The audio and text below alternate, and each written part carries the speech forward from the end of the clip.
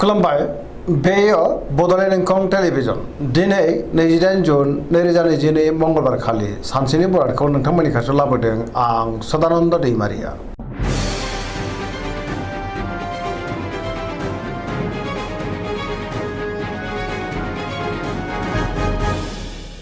सिगां फरायनो लादों मेष राशि गिबि हांखो अ ल। दिनैनि साना मोजां आरो गाज्रिनि गेजेरजों बाबेरनांगोन। गोसोआव जिंगाया बांनो हागौ। गुबुननि थाखाय नाङा फाङा जेंनायाव गोग्लैनांनोबो हागौ। सांग्रां जानाया गाहाम। गोसोखौ दिनै जोबोर गुलुं गुजुं मोनगोन। मावनो लानाय खामानिखौ मावफुंनो हागोन। देहाया नाथाय बारा मोजां थानाय नङा।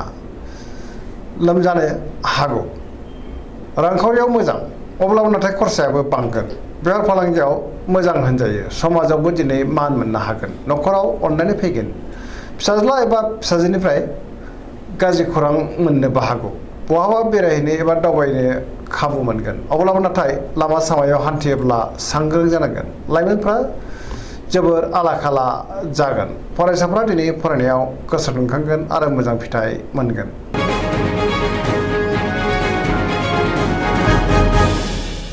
वृष राशि गिबि हांखो इ उ ब।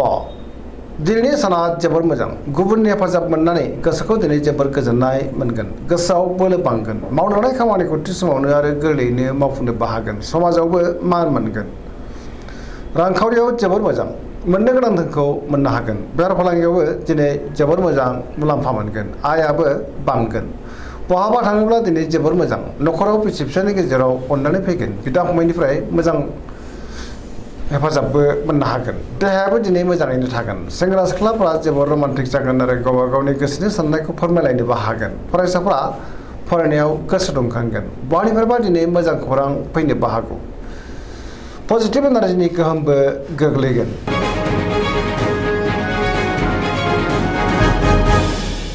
मिथुन राशि गिबि हांखो क स। दिनैनि साना बारा मोजां नङा। नेगेटिभ एनार्जिनि गोहोम गोग्लैनो हागौ।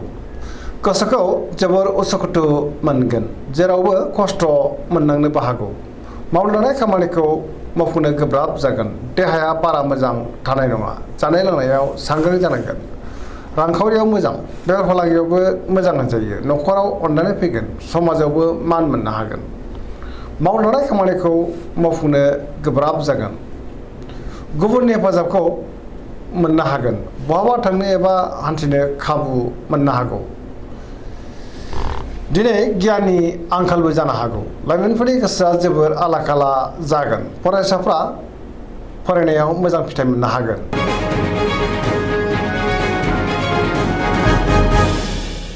कर्कट राशि गिबि हांखो ड ह।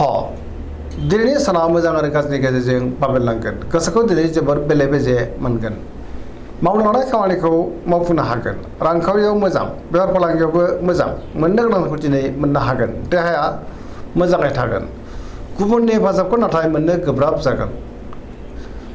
गुबुननि गोसोखौ बोनो हानायबो नङा। न'खराव दिनै बिसि फिसायनि गेजेराव अननानै फैगोन। गोसोनि साननायफ्रा नाथाय अब्लाबो देबोर नांनो हागौ। समाजाव बयजोंबो गोरोबनानै थानो रोंनाय नङा। सोरजोंबा रायखोमा जानोबो हागौ एबा सोंखारि जानोबो हागौ। लाइमोनफोरनि गोसोआ दिनै जोबोर रमान्टिक जागोन आरो गावबा गावनि गोसोनि साननायखौ फोरमायलायनोबो हागोन। पजिटिभ एनार्जिनि गोहोमबो गोग्लैगोन।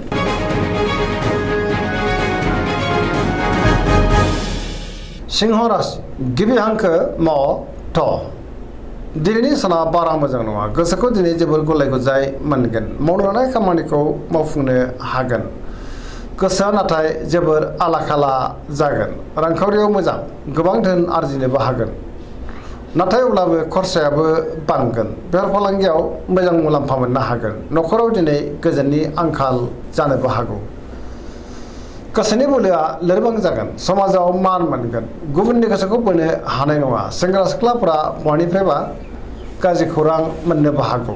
गोसोआ दिनै गिलुं गिलुं जागोन। फरायसाफ्रा फरायनायाव गोसो दुंखांगोन आरो मोजां फिथाइ मोनगोन।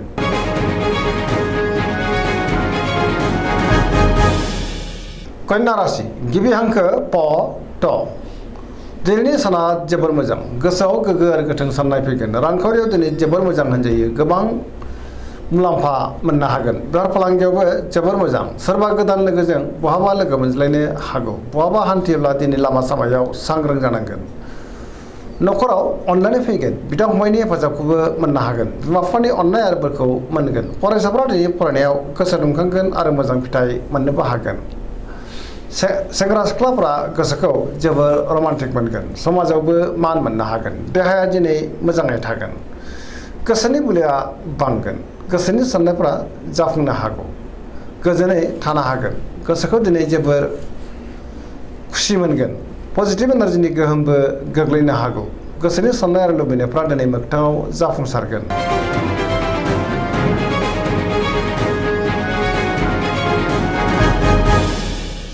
तुला राशि गिबि हांखो र ट।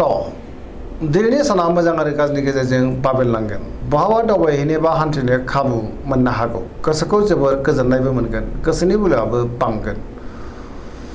गोसोनि साननायफ्रा नाथाय माबा जाहोनाव देबार नांनोबो हागौ। मावनो लानाय खामानिखौ मावफुंनो गोब्राब जागोन। माबा नङा माबा मोनसे जेंनाजों मोगा मोगि जानांनो हागौ।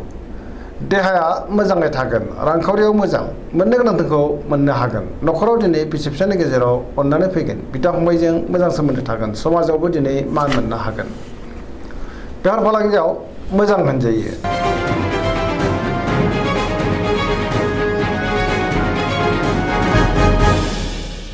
वृश्चिक राशि गिबि हांखो न स। दिनैनि साना जोबोर मोजां। गोसोनि बोलोआ बांगोन। जेरावबो गोजोनै थानो हागोन। लोगोफोरनि हेफाजाबखौबो दिनै मोनगोन। बयजोंबो अनजागोन। सोरबा लोगोजों बाख्नाय जानोबो हागौ। गोसोआव गोग्गो आरो गोथों साननाय फैगोन। गियाननि आंखाल जानाय नङा। मावनो लानाय खामानिखौ थि समावनो आरो गोरलैयैनो मावफुंनोबो हागोन। गोसोनि बोलोआबो बांगोन। समाजावबो दिनै मान मोनगोन। न'खराव बिसि फिसायनि गेजेराव अननानै फैगोन। रांखावरियाव जोबोर मोजां होनजायो। बेफार फालांगियावबो दिनै जोबोर मोजां मुलाम्फा मोननो हागोन। देहायाबो मोजाङैनो थागोन। गुबुननि थाखाय मोजां खामानि मावनानै होनोबो हागोन। फरायसाफ्रा दिनै फरायनायाव गोसो दुंखांगोन आरो मोजां फिथाइ मोननोबो हागोन। लाइमोनफोरा जोबोर रमान्टिक जागोन आरो गावबा गावनि गोसोनि साननायखौ फोरमायलायनोबो हागोन। पजिटिभ एनार्जिनि गोहोमबो गोग्लैगोन।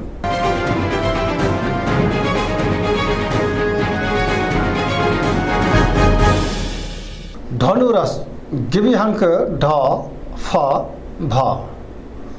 दिनैनि साना जोबोर मोजां। गुबुननि हेफाजाबखौ मोननो हागोन। गोसोआव पजिटिभ साननाय फैगोन। पजिटिभ एनार्जिनि गोहोमबो गोग्लैगोन। सोरजोंबा अनजागोन आरो जोबोर बाख्नाय जानोबो हागौ। गोसोनि बोलोआबो बांगोन। धोरोमारि बिथिङावबो दिनै गोसो दुंखांगोन। मावनो लानाय खामानिखौ थि समावनो आरो गोरलैयैनो मावफुंनोबो हागोन। रांखावरियाव जोबोर मोजां। अब्लाबो नाथाय खरसायाबो बांगोन। बेफार फालांगियाव जोबोर मोजां होनजायो। देहायाबो दिनै मोजाङैनो थागोन। न'खराव अननानै फैगोन। बिमा बिफानि अननाय आरो बोरखौ मोननो हागोन। जेरावबो सांग्रां जानो रोंगोन। लाइमोनफोरनि गोसोआ दिनै जोबोर रमान्टिक जागोन आरो गावबा गावनि गोसोनि साननायखौ फोरमायलायनोबो हागोन।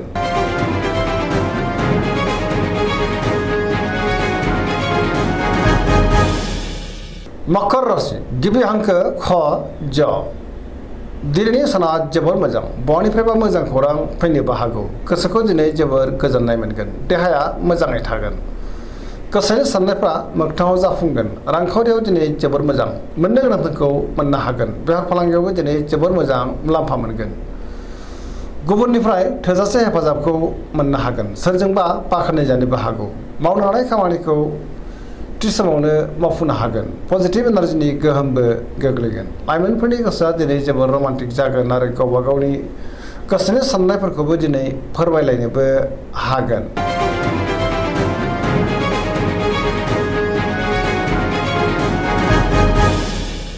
कुम्भ राशि गिबि हांखो ग स। दिनैनि साना बारा मोजां नङा। गोसोनि बोलोआ लोरबां जागोन। सोरबाया थगायनोबो हागौ। गोसोखौ दिनै जोबोर गुलाय गुजाय मोनगोन। मावनो लानाय खामानिखौ थि समावनो मावफुंनो हागोन। अब्लाबो नाथाय गोब्राबै मावनांगोन। बयनिफ्रायबो हरखाबै गाज्रि खौरांबो फैनो हागौ। समाजाव मान मोननो हागोन। रांखावरियाव बारा मोजां नङा। गोबां धोन खहा जानांनोबो हागौ। बेफार फालांगियाव बारा मोजां नङा।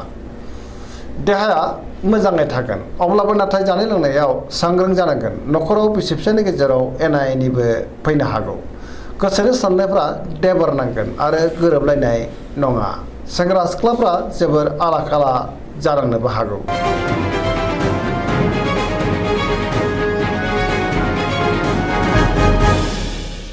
मीन राशि गिबि हांखो ड स दिनैनि साना मोजां आरो गाज्रिनि गेजेरजों बाबेनलांगोन माबा मोनसे गाज्रि खौरां फैनोबो हागौ गोसोखौ दिनै जोबोर उसुखुथु मोनगोन गोसोनि बोलोआ लोरबां जागोन देहाया मोजाङै थागोन अब्लाबो नाथाय जानाय लोंनायाव सांग्रां जानांगोन रांखावरियाव बारा मोजां नङा खरसाया बांगोन गुबुननि थाखाय नाङा फाङा जेंनायाव गोग्लैनांनोबो हागौ गोसोआ दिनै जोबोर आला खाला जागोन गोसोनि साननायफ्रा देबोरनांगोन।